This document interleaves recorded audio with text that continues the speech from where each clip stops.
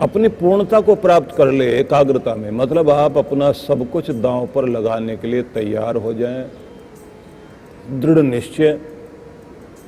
और दृढ़ निश्चय में ये बात ध्यान रखने की है कि कितनी भी बाधाएं आए, आप अपने मार्ग में किसी भी तरह से विचलित नहीं होंगे। तो खुद को प्रशिक्षण देने का अभ्यास, स्वयं को स्वयं ही प्रशिक्षित किया जाता है, ट्रेंड किया जाता है, तब आप एक खास व्यक्तित्व के स्वामी बनते हैं।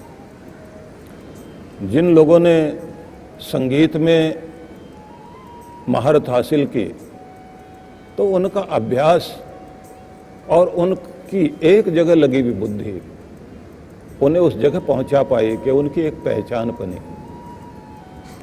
कोई इंजीनियर था, कोई वैज्ञानिक था, कोई सेनापति था। किसी भी व्यक्ति की बुद्धि जिस भी क्षेत्र में लगेगी और पूर्णता से लगेगी तो वहां चमत्कार होते हैं।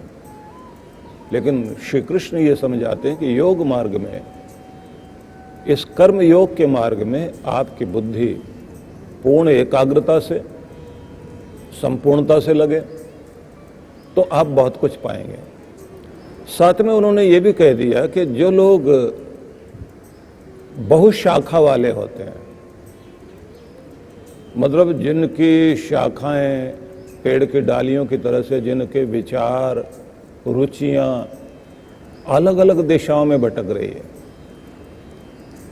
विचलित मन वाले और जिनकी बुद्धि स्थिर नहीं है, वो कितने भी बुद्धिमान क्यों ना हो, वो सफल नहीं हो पाते। इसमें ये ध्यान रखने की बात है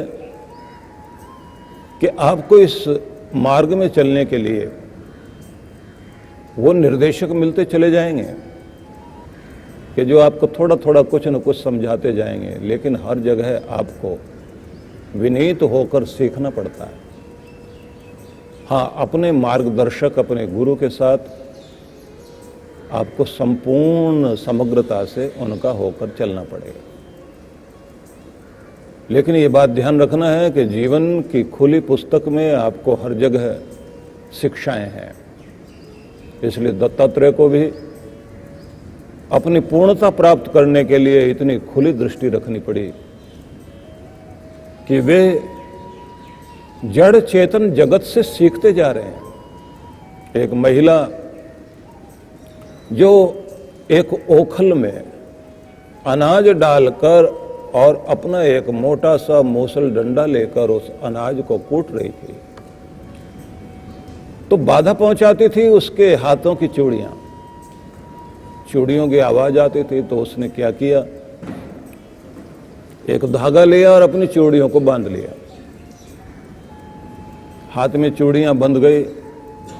अब वो अपना डंडा ऊपर नीचे चला रही है, लेकिन उससे फिर आवाज नहीं आ रही। अब वो बैठे बैठे उस दृष्टि से देखकर सोच रहे हैं कि बहुत आवाज कर रही थी ये चूड़ियां और इसके काम में बाधा डल रही थी। तो इसने एक धागे से उसको बांध दिया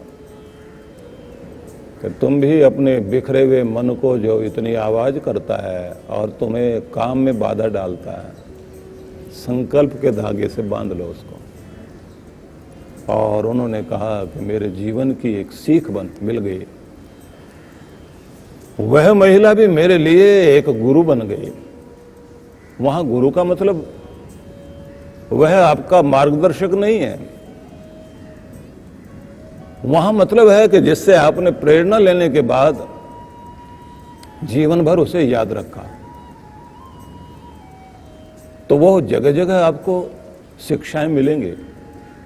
चाणक्य ने 20 सूत्र दिए थे कि तुम संसार की खुली हुई किताब को देखना, और उन्होंने तो एक स्थान पर जंगल में रहने वाले जीवों को देख करके कहा था, किससे तुम क्या क्या सीखोगे, कव्वे से क्या सीखोगे, शेर से क्या सीखोगे, गधे से क्या सीखोगे। तो सबका नाम लिया उन्होंने। जिनको नाम सुनते ही आदमी एक दूसरे को गाली देते हैं तो इनका ही नाम लेते हैं।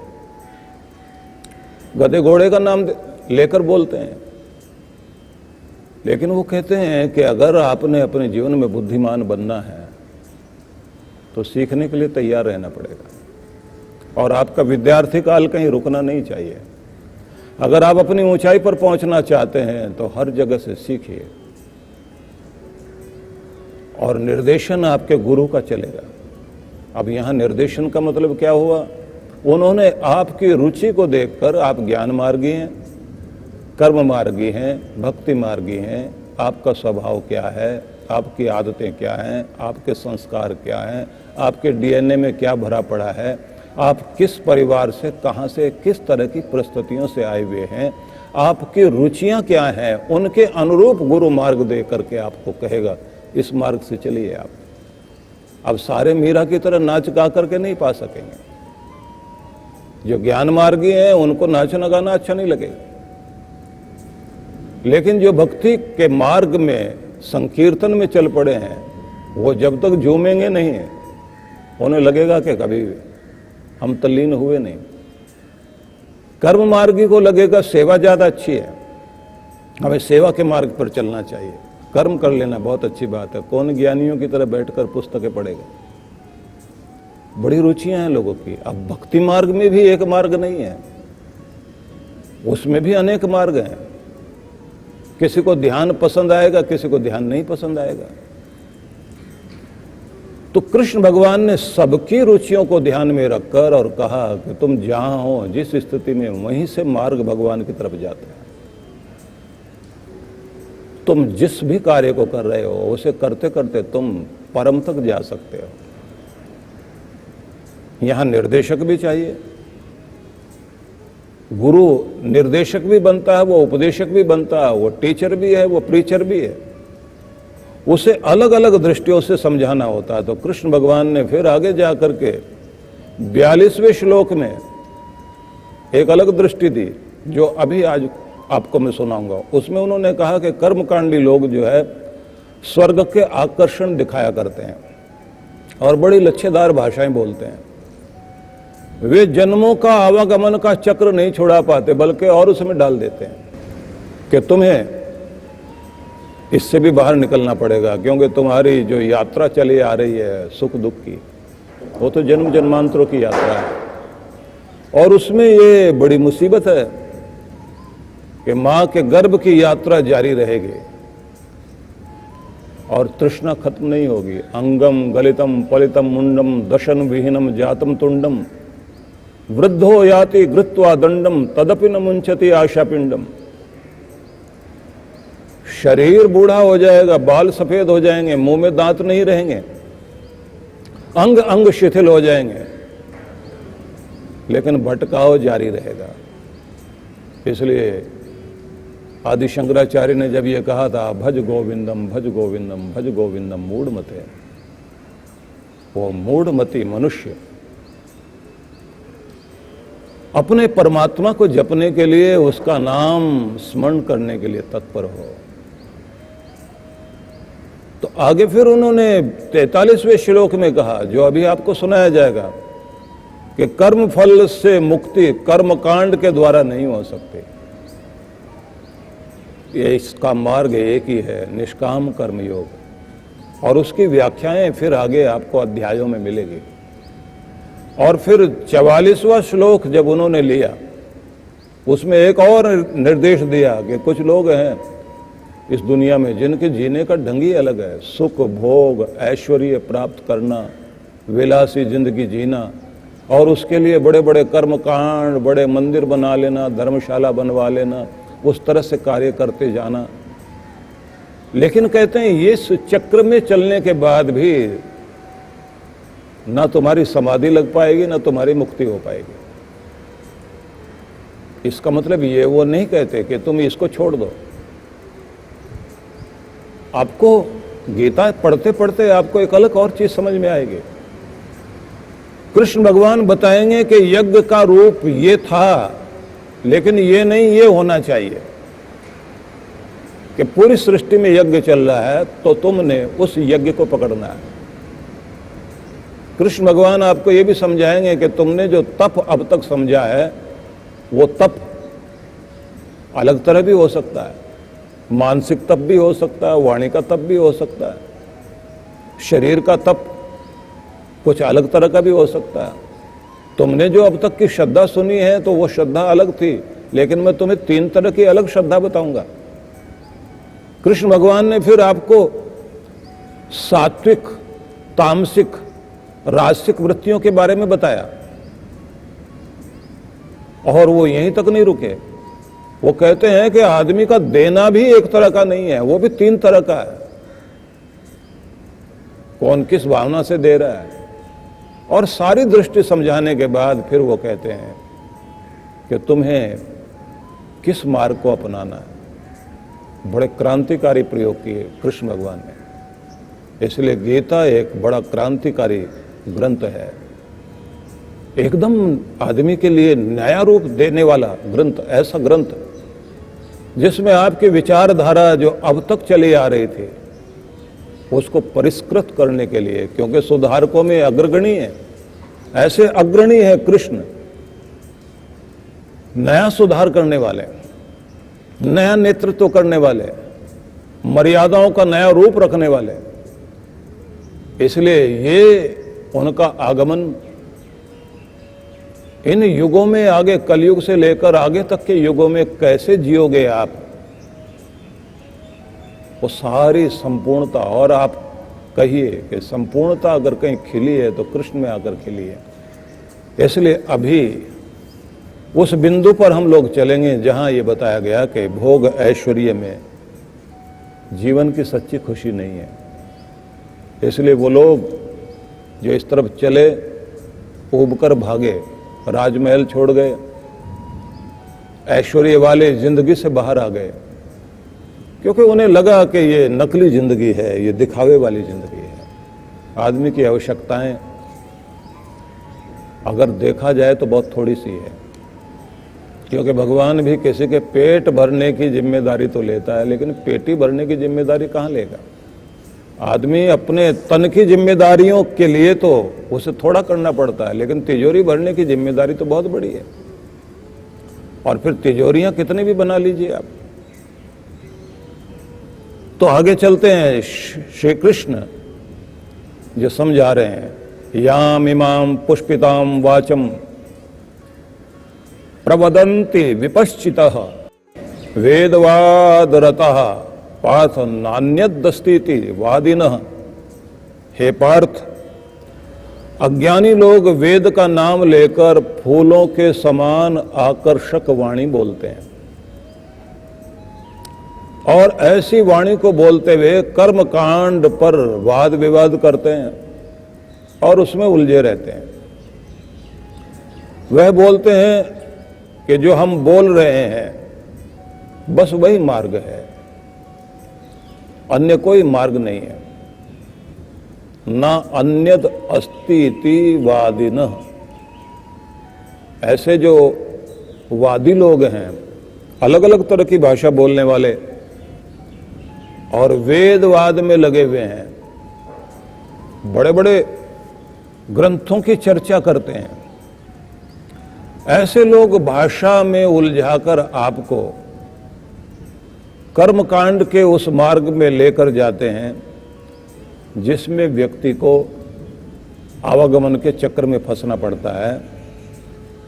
मतलब ऐसी भाषा क्रांतिकारी भगवान श्री कृष्ण प्रयोग करते हैं कि तुम्हें उन लच्छेदार भाषा में नहीं आना। याम इमाम पुष्पिताम वाचम, वह जो फूलों से भरी हुई वाणी, जिसे आप कहिए आकर्षक वाणी, जिसमें हर कोई व्यक्ति उलझ जाएगा, ऐसी वाणी बोल करके आपको उलझाया जाता है। और साथ में ये भी कहते हैं कि बस मार्ग यही है, इससे अलावा और कोई मार्ग है ही नहीं। अगले श्लोक में फिर उन्होंने कहा, कामात्मनः स्वर्गपरा जन्म कर्म फल प्रदाम क्रिया विशेष बहुलाम भोग ऐश्वर्य गतिम प्रति। यहां एक शब्द का प्रयोग किया, पहले अर्थ समझ लें, फिर मैं कुछ अलग अलग शब्दों के अर्थ आपको थोड़ा अलग ढंग से बताऊंगा। सार ये है कि भगवान कह रहे हैं कि इच्छाओं से पूर्ण स्वर्ग को अपना अंतिम लक्ष्य मानकर ऐसी वाणी बोलते हुए जो कर्म फल प्रदान करने वाली वाणी है, कर्मों के फल स्वरूप नया जन्म प्रदान करने वाली जो वाणी बोली जाती है, यज्ञ आदि कर्म कांडों की बातें करते हुए लोग इस प्रकार की विशेष विविध विधियां कर्म कांडों की अपनाते हैं जो भौतिक सुख सुविधा और प्रभाव तो देने वाली होती है, लेकिन वह आदमी को जन्म जन्मांतरों के आवागमन के चक्र से नहीं छुड़ा पाती। अब थोड़ा पहले समझ लीजिए, फिर मैं दो शब्द जो यहाँ अलग तरह से आए हैं उनकी व्याख्या करूंगा।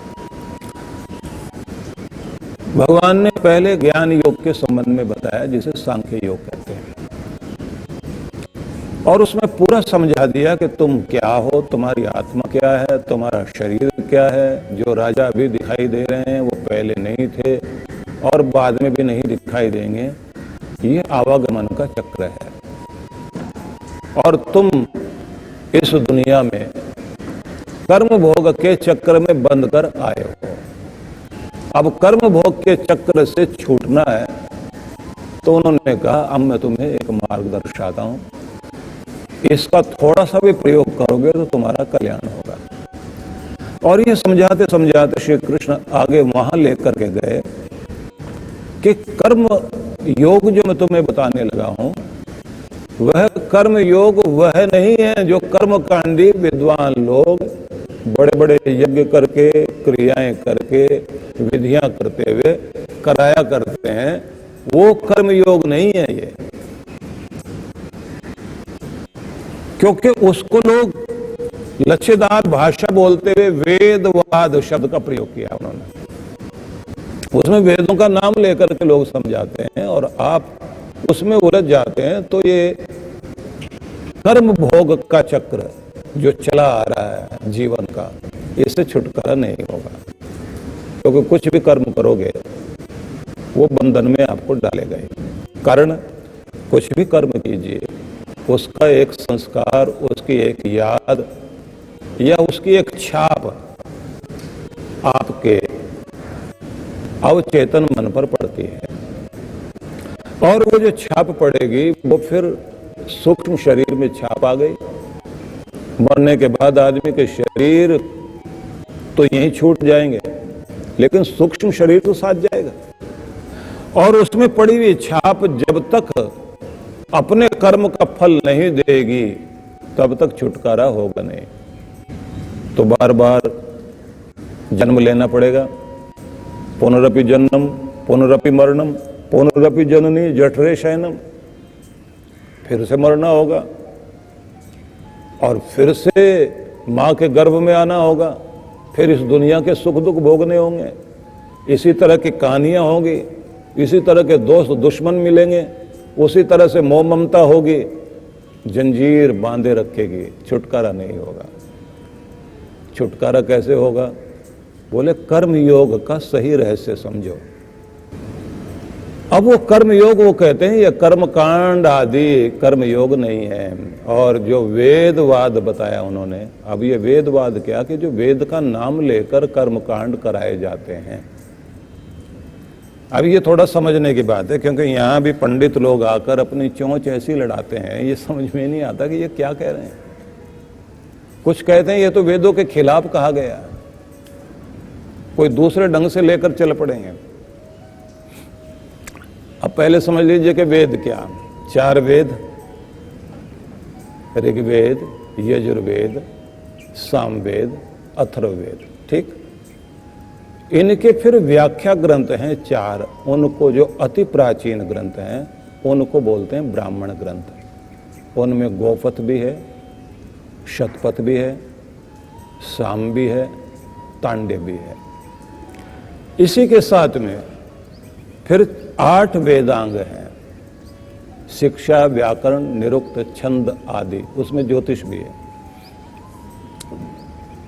अब इतना ही है ऐसा नहीं है। उसके बाद में उन्हीं को ध्यान में रखकर जो आपके 4 ब्राह्मण ग्रंथ है वो क्या है? उनमें एक चीज को पकड़ लिया गया कि यज्ञों में प्रयोग होने वाले जो मंत्र हैं, उनकी जो विधियां हैं, उनका जो कर्मकांड है, उनको पकड़ लिया गया। उसके बाद फिर कुछ ग्रंथ आए, उन ग्रंथों का नाम है स्मृति ग्रंथ, जो स्मार्थ और स्रोत यज्ञ होते हैं, स्मृतियों से बंधे हुए और सूत्र ग्रंथों के आधार पर बंधे हुए। उनमें भी बहुत सारे आपस्तंभ है, गोभिल गृह सूत्र है, बहुत सारे हैं। और उनमें कितना उलझाया गया है, क्योंकि समय समय के साथ में चीजें मिलती चली गई। हमारे यहाँ मिलाने वाले भी बहुत हैं। अब उसमें एक जगह लिखा हुआ है, इन्हें गृह सूत्रों को आप पढ़िए, तो एक जगह लिखा है कि जब आप किसी कन्या को वर के लिए देखने जाते हैं तो एक काम करना, 7 स्थान की मिट्टी लेकर जाना पोटलियों में, और उनमें पर्ची अंदर डाल के रखना। शमशान की मिट्टी, खलियान की मिट्टी, हाथी खाने की, अश्व खाने की मिट्टी, मंदिर की, ऐसे करके उन्होंने कहा कि अलग अलग स्थान की 7 जगह की मिट्टी लेकर जाना। उसके बाद में जाकर उस वधू से कहना, उठाओ एक, फिर खोल के देखना, अगर शमशान घाट वाली है तो इसके आने का मतलब है कि तुम्हारे घर को शमशान बनाएगी। अभी तो लॉटरी सिस्टम है भाई, इस लॉटरी सिस्टम में अगर आप फंस गए, क्योंकि आचार्यों ने जोड़ दिया। अब ये कर्मकांड, मैंने तो एक उदाहरण दिया, अगर आप उसको और ज्यादा पढ़ोगे तो आपको और आश्चर्य लगेगा। अच्छा, फिर कमाल किया इन लोगों ने कि विनियोग किया। विनियोग का मतलब है मंत्रों का प्रयोग। मैं ज्यादा व्याख्या नहीं करूंगा, क्योंकि फिर बहुत सारी चौंच लड़ाने वाले लोगों की एक जमात खड़ी होगी। जमात से मतलब वो जमात नहीं जिससे आप लोग दुखी हो रहे हैं। हर जगह एक वर्ग खड़ा हो जाता है। और वैदिक कर्मकांड को लेकर इन लोगों ने मंत्रों का विनियोग जो किया, वेदों से उठाकर मंत्र जोड़ दिए। बुद्ध का मंत्र, उद्बुद्ध स्वाग्ने प्रतिजागृहि तमिष्टा पूर्ते संसृजे था मयंच, बुद्ध का मंत्र है महाराज। अब अर्थ करिए इसमें बुद्ध का कहाँ प्रयोग है? बुद्ध का तो कोई नाम ही नहीं है इसमें। वहां कहा क्या गया? उद्बुद्ध जाग जाओ, उद्बुद्ध स्वाग्ने, हे अग्नि तुम प्रचंड हो, तमिष्टा पूर्ते, हमारी इष्ट और पूर्त की कामनाओं को पूर्ण करो। बुद्ध का नाम कहीं है ही नहीं इसमें, अब वो बुद्ध के नाम पर लगा दिया गया। अब सबसे ज्यादा लोग डरते हैं शनि से। अब शनि का मंत्र देख लीजिए आप, शन्नो देवी रविष्टय आपो भवन्तु पीतये। इसमें कहा गया शम नः, हमारा कल्याण करें। शनि है ही नहीं कहीं भी, कहां से शनि आ गया? शन्नो देवी रविष्टय आपो भवन्तु पीतये। यह जलधारा हम सबको शांति देने वाली हो। अब वो कौन सी जलधारा? कहते हैं कि जो आपके अंदर रस बनता है किसी काम को करते हुए, जो आनंद आता है वो, या ध्यान में बैठकर जो परमात्मा के जो अंदर से रस टपकता है वो। और एक चीज इसमें कही गई है, शन्नो देवी रभिष्टे आपो भवन्तु पीतये शय्यो रभि स्रवन्तु न, हमें पूर्ण आनंद की प्राप्ति कराइए और वो जल धाराएं हमें जो है अपनी ओर बहाकर ले जाएं। जैसे पानी की धाराएं बहा ले जाती हैं कि ऐसे भावावेश में आकर भगवान हम तुम्हारी भक्ति की तरफ पहुंचे। अब इसमें कहाँ पर शनि है मुझे तो समझ में नहीं आया आज तक, और सारे पंडित मिल करके लगे हुए हैं। केतु का मंत्र लीजिए तो आपको मैं गीता समझाने बैठा हूं, लेकिन अगर आप ये सुनने बैठेंगे तो आपको बहुत आश्चर्य लगेगा। केतुम कृण्वन केतवे, वहां केतु जो है, केतु नाम झंडे का है। बताया गया है कि परमात्मा इस दुनिया की हर चीज तुम्हारा झंडा बनी हुई है, तुम्हारा परिचय है। ये सूरज का उगना, ये चांद का आना, ये हवाओं का चलना, ये नियम जो दुनिया में है, ये तुम्हारे झंडे हैं जो तुम्हारा परिचय दे रहे हैं। बड़ा अद्भुत मंत्र है, लेकिन खींच खांच करके जोड़ दिया क्योंकि उनको अर्थ नहीं मालूम है। आदि शंकराचार्य ने वेद का नाम लेकर के उपनिषदों का चर्चा की। हालांकि वेद के मंत्र भी उन्होंने दिए, उन्होंने उपनिषद तक लाकर कहा कि ये सब वेद ही है, क्योंकि वेदों का ज्ञान उपनिषदों तक में आता है और उपनिषदों का सार आपकी गीता में है। और गीता में जो क्रांति है वो बड़ी अद्भुत क्रांति है। अब अगर आप उपनिषद लेकर के चलें तो मुख्य तो वही आदि शंकराचार्य ने 10 उपनिषद को महत्व दिया है। आप अगर और जोर लगा लें तो 11 हो जाएंगे। ईश, केन, कठ, मुंडक, मांडुक्य, ऐतरेय, तैतरेय, श्वेता श्वेतर, छांदोग्य और वृद्धारण्यक। मैंने एक लाइन में बोल दिया, लेकिन ये एक लाइन के है नहीं है। ईशोपनिषद अलग, केनोपनिषद अलग है, मुंडक उपनिषद अलग है, मांडुक्य अलग है, प्रश्नोपनिषद अलग है। 6 प्रश्नों में पूरा पिपलाद ऋषि ज्ञान देते जा रहे हैं। 11 उपनिषद आप जानते हैं, लेकिन 250 हैं अभी भी उपलब्ध। एक बहुत बड़ा वांग्मय है आपके पास। लेकिन मैं आपको यह बताना चाह रहा हूं कि जब आप कर्म कांड में उलझ गए तो उलझते चले गए। फिर प्रदर्शन भी साधारण नहीं है, बड़ी बड़ी वेदियां बनेंगी, करोड़ों रुपया लगेगा उसमें, बड़े प्रदर्शन होंगे। उन प्रदर्शन का मतलब यह होगा कि बस इससे तुम्हारी मनोकामना पूर्ण होगी, क्योंकि स्वर्ग कामो यजेत, जिसकी स्वर्ग की कामना हो हवन करना चाहिए। और हवन हमारे देश की सबसे प्राचीन पद्धति है, सबसे महत्वपूर्ण पद्धति, जिससे हमें भागना नहीं चाहिए। लेकिन कृष्ण भगवान कहते हैं उस यज्ञ को करते करते तुम्हें एक दूसरा यज्ञ करना चाहिए जो सृष्टि में चल रहा है। और वो आगे जाकर बताएंगे, एक अध्याय पूरा उसमें एक चैप्टर आपको यही देखने को मिलेगा। यज्ञ का वास्तविक रूप समझाते हैं। कृष्ण को समझने वाले लोग नहीं। मैं तो बड़ा हैरान होता हूं, कुछ लोगों ने तो कृष्ण को बड़ा ही नहीं होने दिया। वो कहते हैं हमें तो बाल रूप पसंद है, और कहते हैं कृष्ण भगवान की सारी नीतियां वीतियां आपको समझ में आनी भी नहीं चाहिए, अगर वो आप अपनाओगे तो उसके बाद आपका घर खराब हो जाएगा। बड़े अजीब लोग हैं। क्योंकि फिर वो कहते हैं वो कपड़े लेकर भाग गए थे, वो ऐसा कुछ कर गए थे जिसकी सारी दुनिया मजाक उड़ा रही है। हमें क्या, हमारी संस्कृति राम और कृष्ण की संस्कृति है, जहां संपूर्णता दिखाई देती है। सुधारकों में महान सुधारक, क्रांतिकारियों में महान क्रांतिकारी, नायकों का सबसे बड़ा नायक, दार्शनिकों का सबसे बड़ा दार्शनिक, और योगियों का योगेश्वर कृष्ण तो है। और अगर हम कहें भगवत्ता इस धरती पर आकर उतरे और वो अपनी संपूर्णता में आकर प्रकट हो, तो वो रूप ही कृष्ण का रूप है। और कृष्ण अगर युद्ध करने के लिए कहते हैं तो उनके पूरे व्यक्तित्व में एक चीज देखिए आप। वो कहते हैं कि इनको मारो, लेकिन उनको तीर मारा जिसने, उसके लिए उन्होंने क्या किया? अपने कातिल को भी जीने की दुआ देने वाला तो केवल कृष्ण हो सकता है और कोई नहीं। अपने को मारने के लिए तीर मार दिया, जहरीला तीर, और शरीर के अंदर विष फैल गया। और वो आकर रो रहा है कि मेरे से गलती हो गई। और कृष्ण कहते हैं कि तुम यहां से चले जाओ, मैंने तुम्हें माफ किया। कोई देख लेगा मेरा सैनिक तो तुम्हें ना मार दे। अपना शरीर छोड़ते छोड़ते भी दया करके जाए, और दया भी इतनी, आपकी तरफ एक उंगली उठाए कोई, आप हाथ तोड़ने को तैयार है। इतनी क्षमा। कृष्ण को समझना आसान है क्या? सोने की नगरी में रहने वाले कृष्ण जब विदुर की कुटिया में जाकर शाक पात खाकर उस झोंपड़ी में बैठते हैं, तब पता लगता है कि कृष्ण क्या है। सुदामा के थोड़े से चावल खाकर उसको मान देते हैं, और उसके फटे हुए वस्त्र उतारकर अपने कपड़े पहनाते हैं। कृष्ण को समझना आसान नहीं है।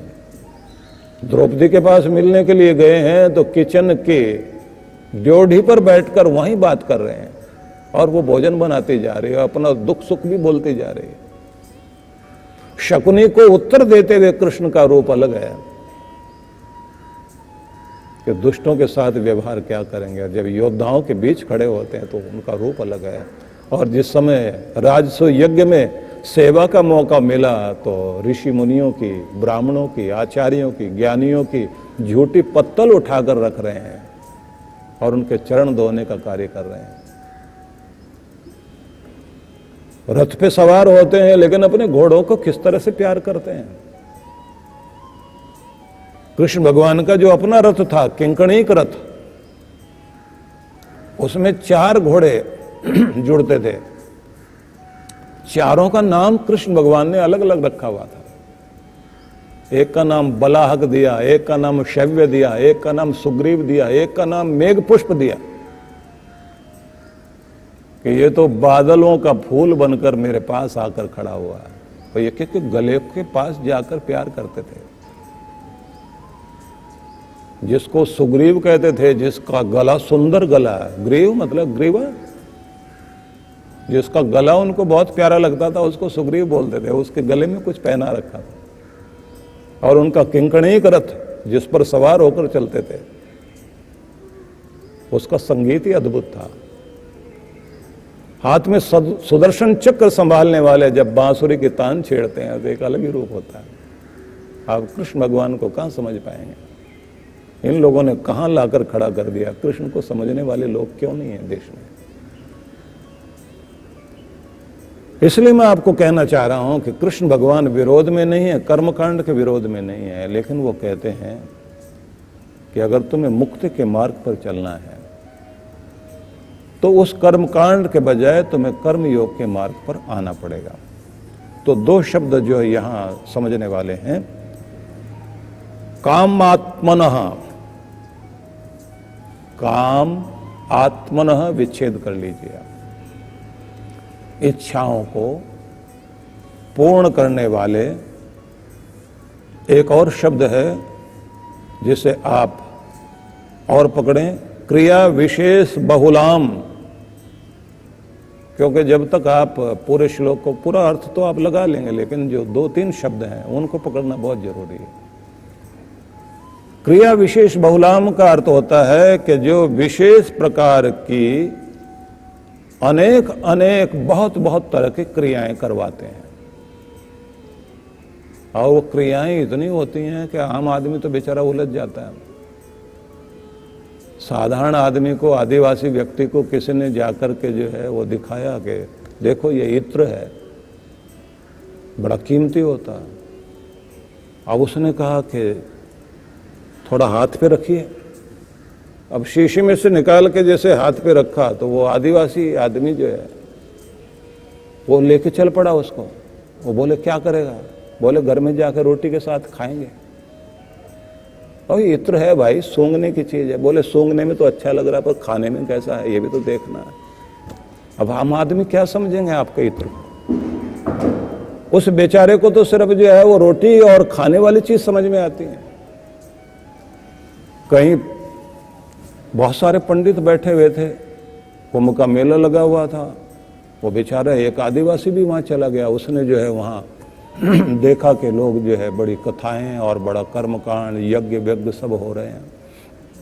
किसी पंडित ने उसको कह दिया, यजमान अपना कल्याण करना है ना, 7 पीढ़ियों का कल्याण करना है, तो तुम भी कोई विधि करवाओ, थोड़ा सा हवन कराओ, थोड़ी जो है सत्यनारायण की कथा कराओ।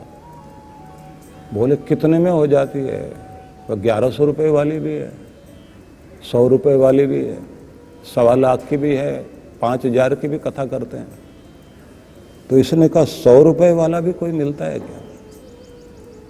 तो किसी ने कह दिया कि हाँ, वो पंडित उधर बैठा हुआ है, वो 100 रुपये की भी कथा कर देगा, उसमें हवन वगैरह सब हो जाएगा। वो बोला जाकर के, आदिवासी महाराज मेरे भी पितरों का कल्याण हो जाए, मेरे घर में भी जो है वो सुख शांति आ जाए, इससे जो है पैसा भी आता। बोले आता है।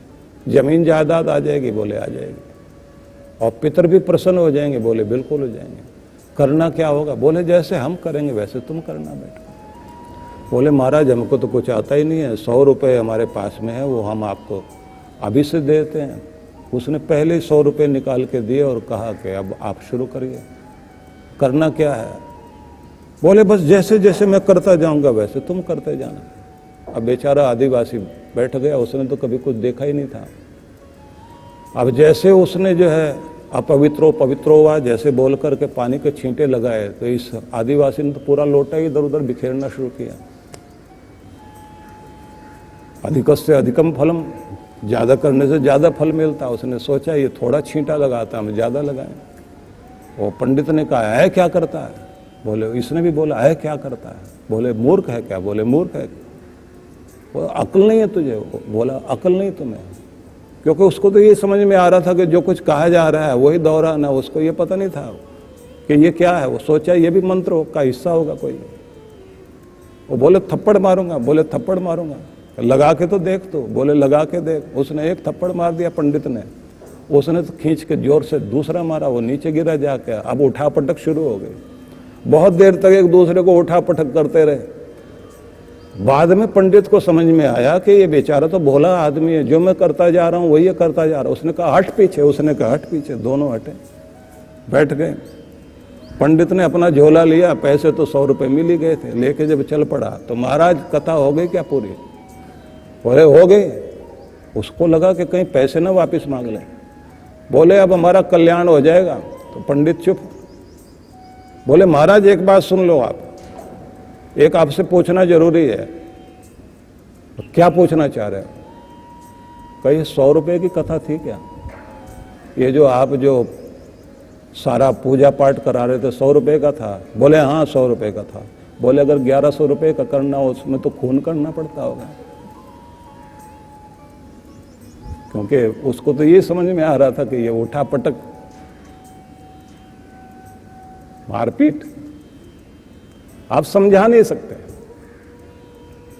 बड़ा उलझा दिया हम लोगों को, और इस उलझाने का परिणाम ये हुआ कि हम असली भक्ति से दूर हो गए। इसलिए श्री कृष्ण एक शब्द देते हैं जो आप इस श्लोक में पढ़ रहे हैं, भोग ऐश्वर्य गतिम। उन्हें बताया जा रहा होता है कि इससे बहुत भोग ऐश्वर्य और बड़ी गति प्रगति तुम्हें प्राप्त हो जाएगी, लेकिन वो कहते हैं कि इससे तुम्हारा कल्याण नहीं होगा।